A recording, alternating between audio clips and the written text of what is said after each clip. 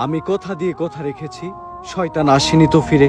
আমি শয়তান তাড়ানো গল্প লিখেছি আমার সারাটি জীবন ধরে। আমি অন্ধকারে মোমবাতি জ্বালিয়েছি, তবুও পাইনি ভূতের খোঁজ। আমি ভূতের অপেক্ষায় ছিলাম, ভূত নিজেই হয়েছিল নিখোঁজ। শয়তান ধরার গর্জন, পৃষ্ঠা নাম্বার চুদলিংপং।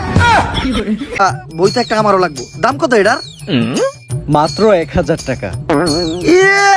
1000 টাকা দিলে আর কিনুম?